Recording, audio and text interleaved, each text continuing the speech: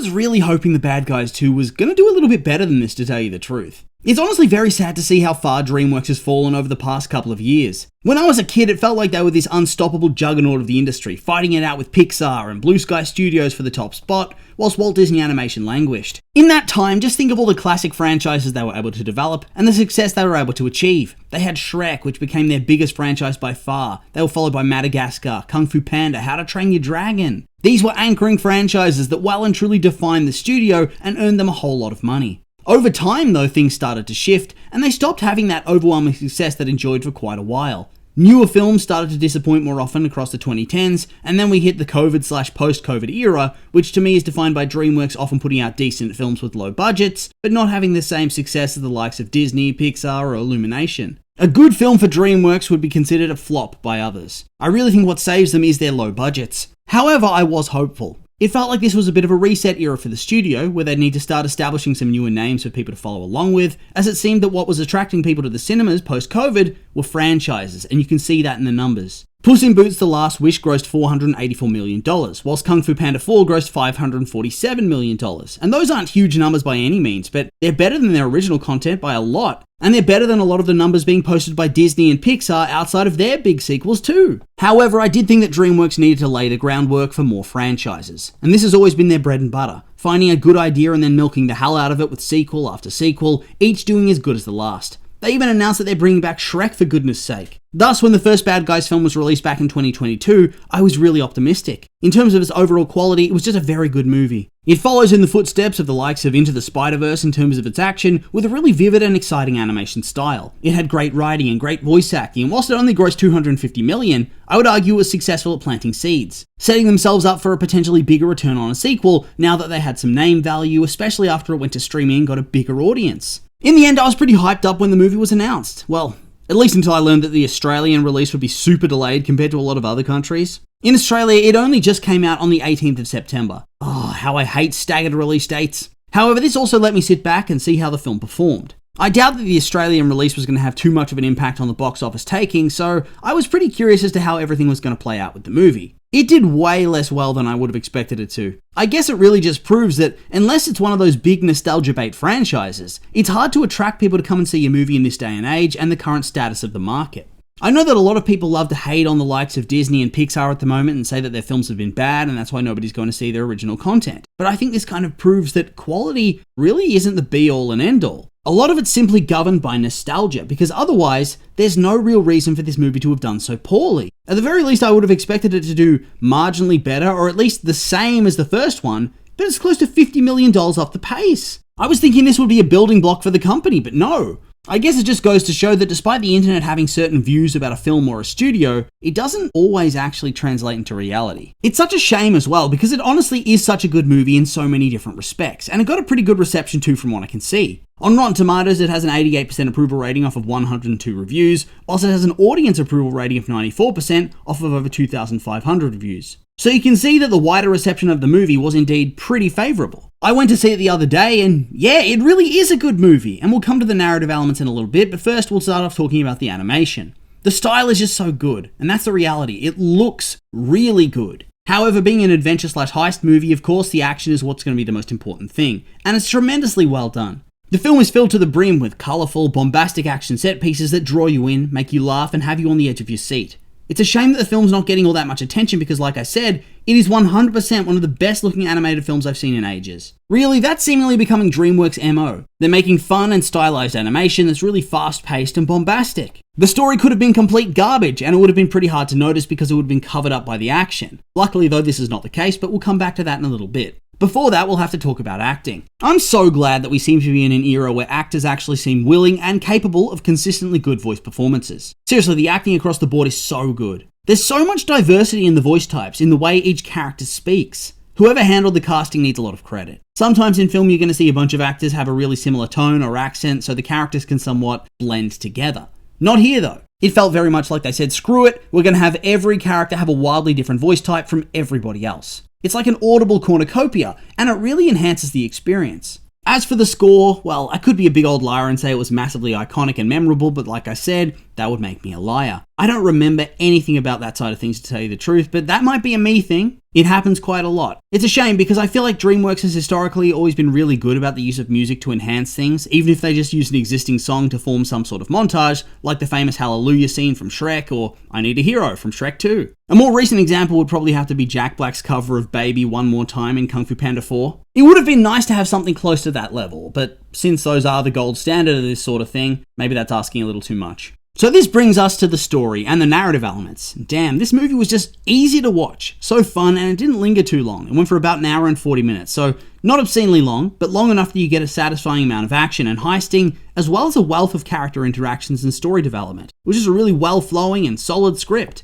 The story picks up in prologue form, where you watch one of the bad guys' most glorious moments, where they were able to steal a priceless car from some random business guy. At first, I thought this was just there to start the story off with a bang with a crazy intense action sequence and remind the audience how awesome they once were before they decided to become good and reform their criminal ways. However, it did actually have some plot relevance later on in the film, which was fun to see, as he almost foils one of the heists as he remembers them still years later. This was a great way to start the movie, to tell you the truth. It was really high octane and bombastic. The early phase of the movie has a lot of slower moments where the bad guys are struggling to find jobs and make ends meet, so I think the film would have gotten pretty badly bogged down if they hadn't started off with this to begin with. It was a really clever way to structure the story. We return to the present to see that not all is great in the lives of the bad guys. Most of them are struggling to find jobs and they're unable to pay the bills for their secret lair. On top of that, Wolf's unable to start a relationship with Diane because he's an ex-con and it would be bad optics for her to be in a relationship with him. And I enjoyed this twist. Normally, you just have the couple be together and damn the consequences, but here, they're apart and it doesn't feel forced. Despite them vibing and clearly being the narrative endgame, the story doesn't rush things. It acknowledges that you would have to be insane to wreck your promising political career to date an ex-convict. An unemployed ex-convict. Their scenes are a lot of fun though. The slow burn romance is really well written and it just feels very sweet and genuine. You can feel that they actually do care about one another and it makes the ending kiss all the more satisfying. However, whilst the bad guys are going through some struggles, at least life's working out for one person, Snake, who's constantly out and about on secretive business. After Diane tells Wolf that the best way to move on in life is to get people to accept the bad guys have changed as people, or as animals, Wolf realizes that the only thing to do is to try to solve a case. A new criminal named the Phantom Bandit is out committing robberies, and the bad guys think that they can help, and link up with Police Commissioner Luggins, who doesn't quite trust them but decides to let them help anyway. They find evidence that Snake is the bandit, that his new hippie persona's a lie, and that he's going to steal a wrestling belt from a lucha tournament due to it being made of a mysterious metal known as MacGuffinite, which is a truly excellent name. When they arrive at the event, it turns out Snake is only there on a date with his new girlfriend, a raven named Doom, who's currently going by the name of Susan. They realize the mix-up and decide that a luchador pig must be the thief. So they try to fight her, only to find themselves framed. Once again, this whole fight sequence in the lucha ring, just truly amazing. How the hell are you going to produce something of this quality and then nobody comes to see it? It's insane to me. Don't get me wrong, the story's really good and there are a lot of funny jokes and some great cutting dialogue, but the action is just top tier. It's up there with some of the best animated films in that regard. The pig ends up managing to frame them as the thieves, and so the bad guys are back on the run and trying to clear their names. They manage to contact Diane and she agrees to help them before it's revealed that Susan's drugged them and they awaken to discover they've been played. A new trio of criminals is on the prowl, and they were all part of the Phantom Bandit scheme. Pigtail was in charge of framing the bad guys for the theft, Kitty Cat was the one performing the heists, while Susan, aka Doom, was using Snake to lure in the bad guys.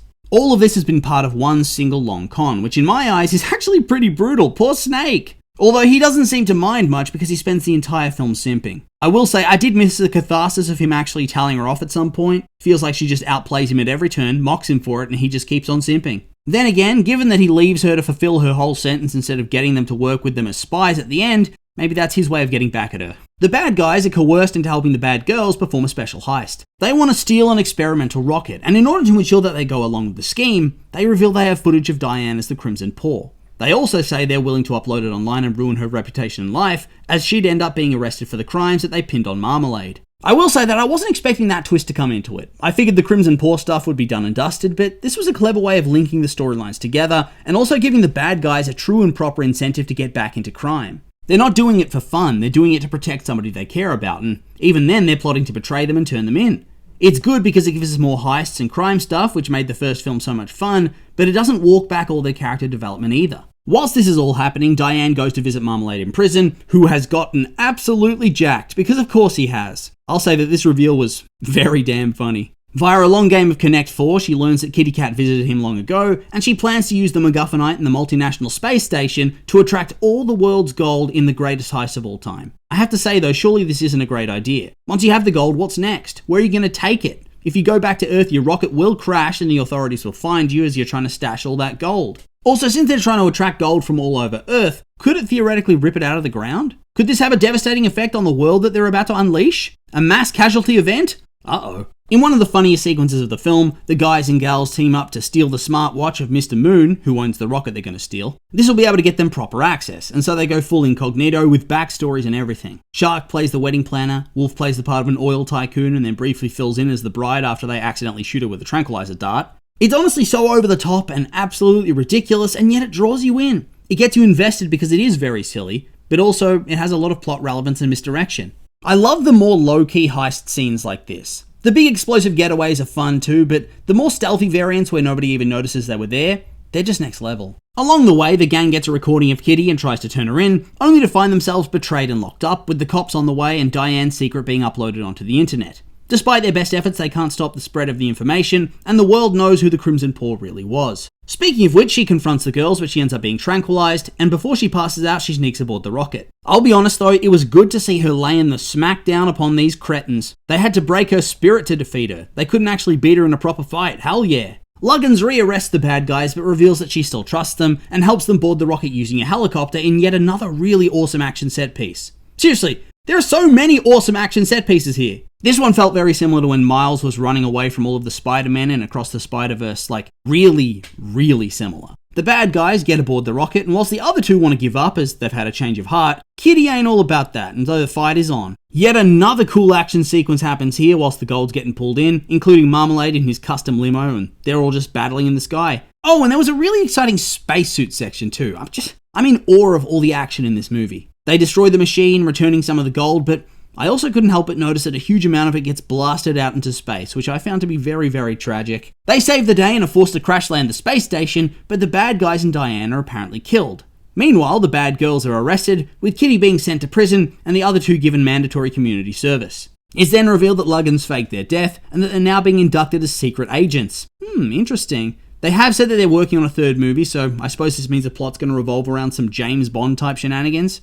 Oh, and Marmalade is apparently an alien or something? That was weird. This film was just great. The story was fun and richly fleshed out, the animation was well done, and then the action, I won't say it carried the film because it didn't. The script, the acting, the design choices, all of these were on point. It's just the action was distractingly good. This film deserved so much more love, and so much more money. It's a damn shame to see the state of Dreamworks in the modern era. Barely crawled to 200 million. I honestly think that this film was one of the best animated releases of the year, and yet it seemingly has nothing to show for it. Tragic. With all that being said though, these have simply been my opinions, and now I'd like to hear yours. What do you think of The Bad Guys 2 if you've seen it? Did you like it, hate it? I'm curious for your thoughts, so make sure to like, comment, and subscribe, and let me know.